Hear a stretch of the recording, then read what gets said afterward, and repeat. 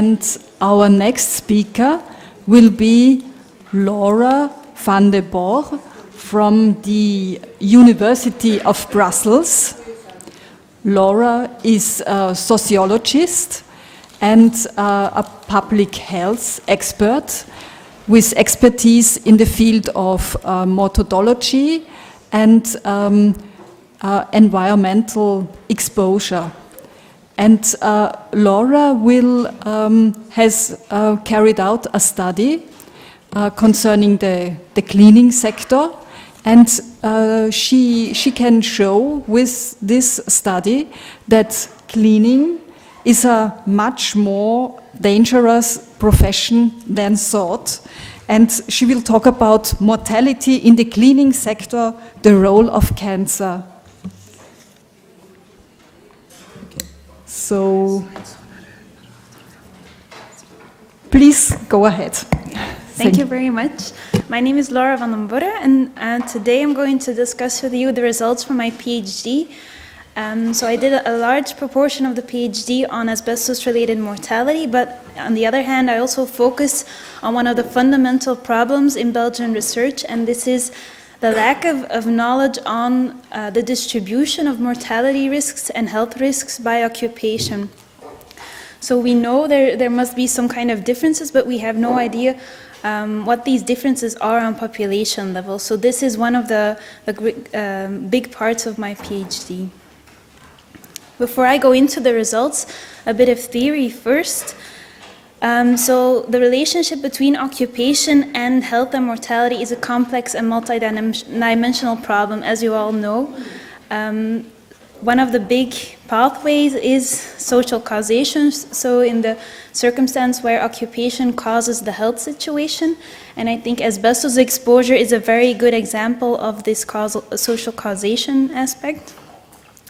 The other way around is when health causes your occupation, and this is, for example, a situation where a wheelchair-bound person isn't able to do construction work simply because of the physical aspects of this work. This constant interplay of health damaging and health promoting aspects is a lifelong process, so it constantly goes back and forth, some depending on where you're at in your life course. Of course, this association between occupation and health isn't everything in the world. There are a lot of numerous factors that determine your health, such as education, your genes, your family, your socioeconomic position, income, access to health institutions, the place you live in the world. It's so complex and diverse, but unfortunately today I'm going to focus only on this association between occupation and health. Okay, so I'm not going to dig in very far into the complex interplay of the various health determining factors, which is an important note you should take into mind during the rest of my talk. For my PhD, I used a very unique data set, which is a census-linked mortality data set. It entails 2 nationwide censuses for the total Belgian population. And these are linked with information on all-cause mortality and immigration, which is from the National Register, as well as with cause-specific mortality information, which we derived from the death certificates. So the death certificates that a medical doctor filled in at the moment of death.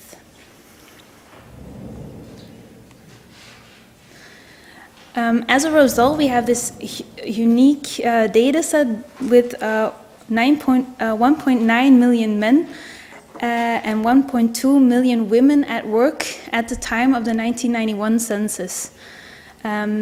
We looked into this workforce in closer detail, and we determined 27 occupational groups.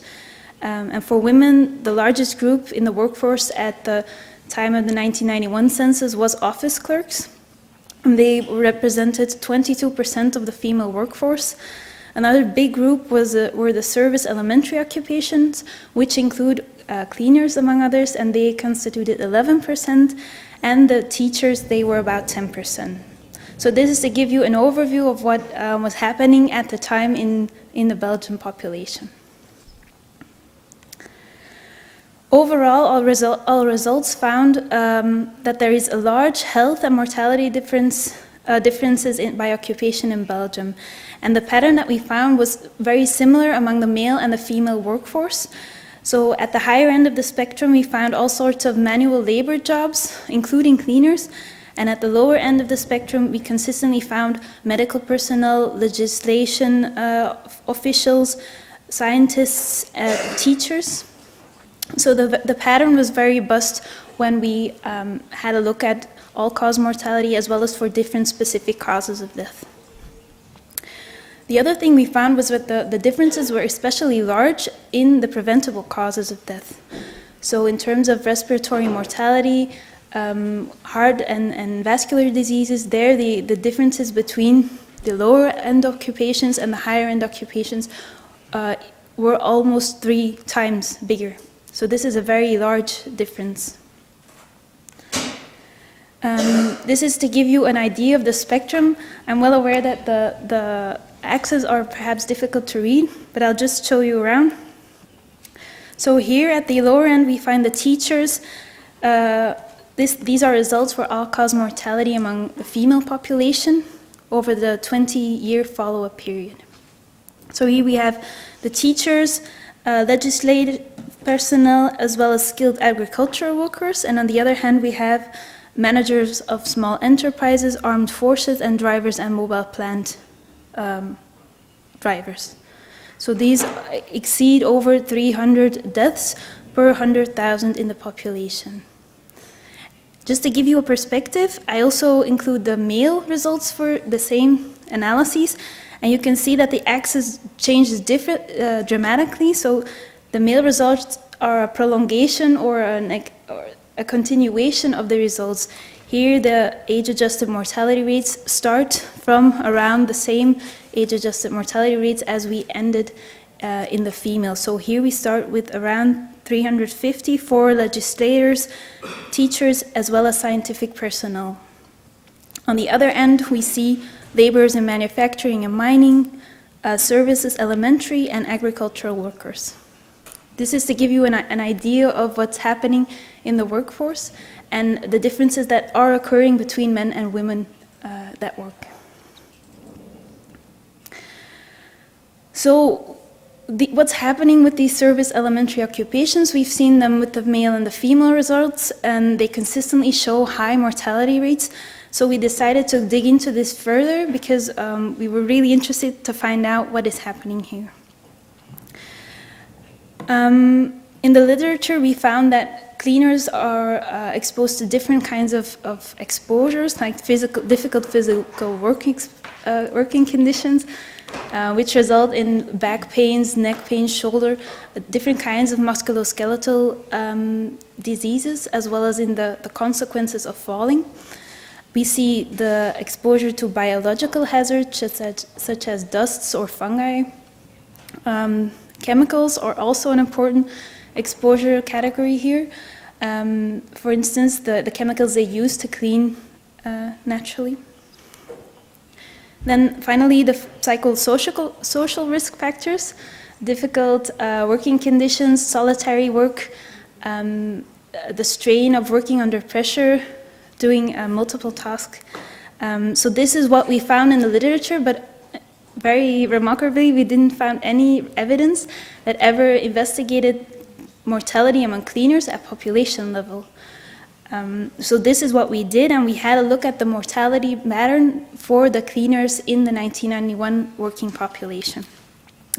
And here you can see different broad categories of mortality in the comparison between cleaners and other types of workers.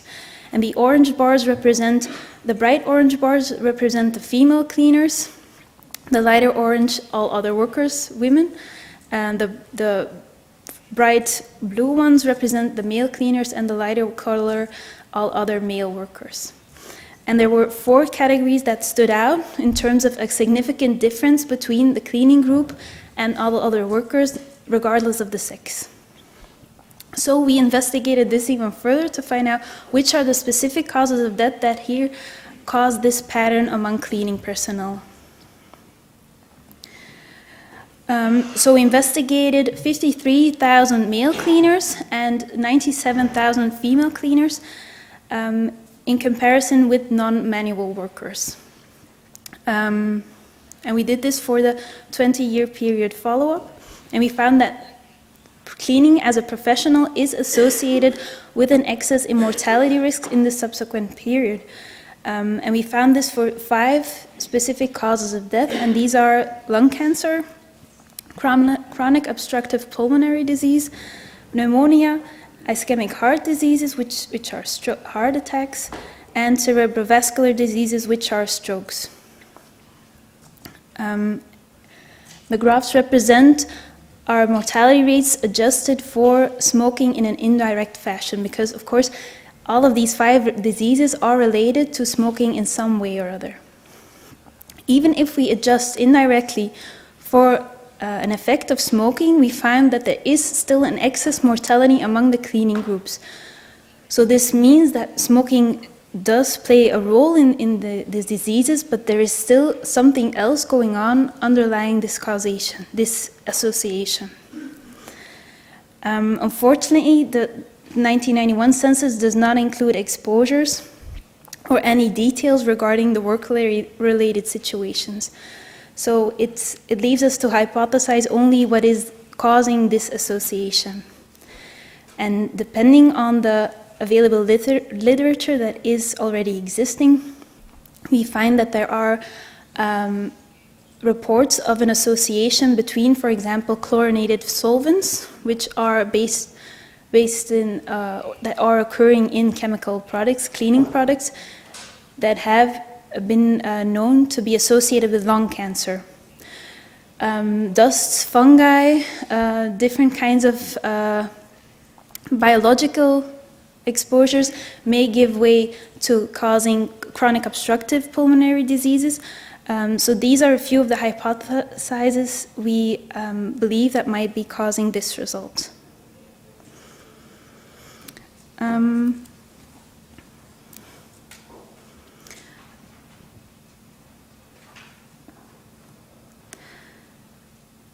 Let's zoom out a bit, because the cleaning industry was a very important result, but we also found some very interesting results for cancer among women as well, and forgive me for trailing off a bit off topic here, but I think these are very interesting as well for the current audience. So among the female population, we also found some excess in mortality due to respiratory malignancies. For example, we found mortality rates that are 3 times higher than the reference category, which is female teachers. Female teachers are one of the the groups with the lowest mortality rates, as you remember from the previous slides. 3 times higher among the metal machinery and related trades workers, so these are mainly welders or different types of metal manufacturing people. 2 times higher among the services, elementary occupations, cleaning staff, as well as domestic, hotel and restaurant personnel, managers of small enterprises, personal and protective services workers. So this category includes personal care workers as well as, for instance, firewomen or police officers. We also found customer services clerks. These are cashiers, for example, or tellers, machine operators, and assemblers. Then 50% higher, we found office clerks, other professionals. These include accountants, for example, other associate professionals, other craft and related trades workers, and corporate managers as well, among the women that experience over 50% higher mortality rates for respiratory malignancies. For digestive malignancies, we found other associated professionals, and when I looked further into the details, these were mainly professionals in the communication sector, metal, machinery, and related workers. 20% higher mortality rates we found among the services elementary occupations again. So again, cleaners as well as hotel, restaurant, and domestic personnel. We also found this for managers of small enterprises and personal and protective services workers. The key factors for digestive malignancies are differences in the diets, in salt consumption. So for now, I don't have any hypotheses how this might be affected with these types of occupations. If anybody has some ideas about this, please contact me, because I'm very interested to see how this pattern is occurring.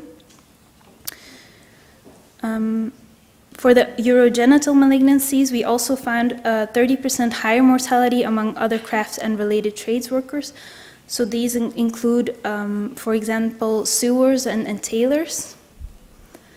20% higher among managers of small enterprises, personal and protective services workers, and skilled and agricultural fishery workers. For the head and neck malignancies, which are caused mainly due to alcohol consumption and tobacco consumption, we found a 50% higher mortality among sales and services elementary occupations. So again, the category of cleaners and domestic personnel.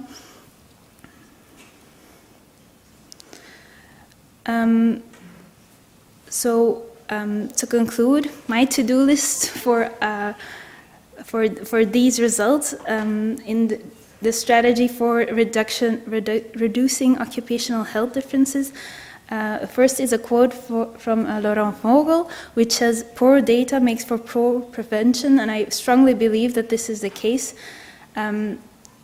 Many countries, not only Belgium, are lacking the data to investigate occupational health differences over an extended period of time. And especially in the case of cancer, this is something we desperately need, because cancer is not something you just can analyze over a period of 2 to 4 years. It only develops after a prolonged period of time.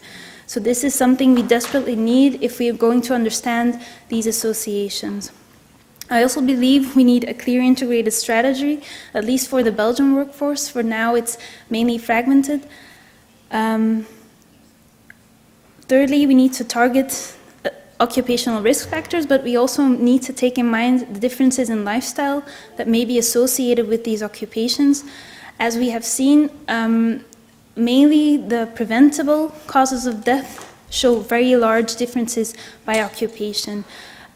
So perhaps even if there are causes causing these cancer patterns, lifestyle is something very important in the multiple causes for these diseases, and maybe a very interesting area as well to further target our preventative actions on. And finally, an inclusive prevention for the workforce. With this I mean targeting self-employed persons as well. For the cleaning industry, there is a problem that they mainly work in well, at least in Belgium, in rather small companies that aren't, due to the limited size of workers, are not obligated to represent in trade unions. As a result, these workers may be not aware or not knowledgeable enough to foresee the risks that they are experiencing in the workforce. So I believe this is also a very important group to take mind in. Thank you very much.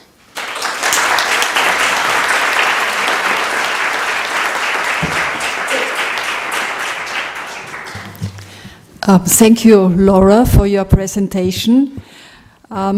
When I saw your slides the first time, I was really startled about this close link between cleaning and death you could establish through your study. And it seems to me there is a lot to do for the future when it comes to prevention, as you mentioned on your last slide. The cleaning sector is rather difficult to reach, but nevertheless, maybe one key word could also be substitution how to substitute these carcinogenic substances which are used in the cleaning business. So